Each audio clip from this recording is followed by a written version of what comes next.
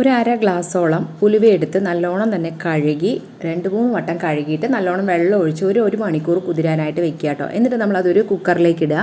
അതേപോലെ തന്നെ അര ഗ്ലാസ്സോളം പച്ചരിയും നല്ലോണം കഴുകിയിട്ട് അതും ഇതിലേക്ക് ഇട്ട് കൊടുക്കുന്നുണ്ട്. എന്നിട്ട് നമ്മൾ കുക്കറൊന്ന് അടച്ച് നമുക്കിതൊന്ന് വേവിച്ചെടുക്കാം കേട്ടോ. ഹൈ ഫ്ലെയിമിൽ ഒരു വിസിലും പിന്നെ ലോ ഫ്ലെയിമിൽ 2 വിസിലും വരുമ്പോഴേക്കും തന്നെ ഇത് നല്ലോണം വെന്തിട്ടുണ്ടാവും കേട്ടോ. ആവശ്യം അനുസരിച്ച് നല്ലോണം വെള്ളം ഒഴിച്ചു കൊടുക്കുക. അതുപോലെ തന്നെ അതിൻ്റെ സ്റ്റീം എല്ലാം പോയതിന് ശേഷം നമ്മളിത് ഓപ്പൺ ചെയ്യുന്നുണ്ട്. ഇത് നല്ലപോലെ തന്നെ ഇത് വെന്ത് കിട്ടിയിട്ടുണ്ട് കേട്ടോ. ഇനി നമ്മളിതിലേക്ക് കുറച്ച് തേങ്ങ ചേർത്ത് കൊടുക്കാം. ഞാനിവിടെ നല്ലോണം ഒരു പിടി അളവിൽ തേങ്ങയും കൂടെ ചേർത്ത് കൊടുക്കുന്നുണ്ട്. ഇത് ഇത്തിരി കട്ടിയായിരിക്കുന്നതുകൊണ്ട് പിന്നെ നമ്മളിതിലേക്ക് കുറച്ച് ചൂടുവെള്ളവും കൂടെ ഒഴിച്ച് നന്നായി ഒന്ന് മിക്സ് ചെയ്യുക കേട്ടോ. ഇത്രയേ ഉള്ളൂ, നമ്മുടെ കർക്കിടക മാസത്തിലൊക്കെ കഴിക്കാൻ പറ്റിയിട്ടുള്ള ഉലുവക്കഞ്ഞി റെഡി ആയിട്ടുണ്ട്. നമ്മളിതിലേക്ക് ഉപ്പ് ചേർത്തിട്ടാണ് നമ്മൾ കഴിക്കുന്നതെങ്കിൽ ഇതിൻ്റെ കൂടെ അച്ചാറോ അല്ലെങ്കിൽ എന്തെങ്കിലും ഒരു തോരനോ എന്തെങ്കിലും ഒന്ന് ഉണ്ടാക്കാം കേട്ടോ. ശർക്കര പാവ് കാച്ചിയിട്ട് നമ്മളിതിലേക്ക് ഒഴിച്ച് കഴിക്കുകയാണെന്നുണ്ടെങ്കിൽ നമുക്ക് ഒന്നിൻ്റെയും തന്നെ ആവശ്യമില്ല, നമുക്ക് അങ്ങനെ കുടിക്കാവുന്നതാണ് കേട്ടോ. അപ്പോൾ ഇത് രാത്രി സമയത്ത് കുടിക്കുക. ഈ കർക്കിടക മാസത്തിൽ ഇത് ഹെൽത്തി ആയിട്ടുള്ള നല്ലൊരു കഞ്ഞിയാണ് കേട്ടോ. അപ്പോൾ നിങ്ങൾ ഇതുപോലെ ഒന്ന് ട്രൈ ചെയ്യുക.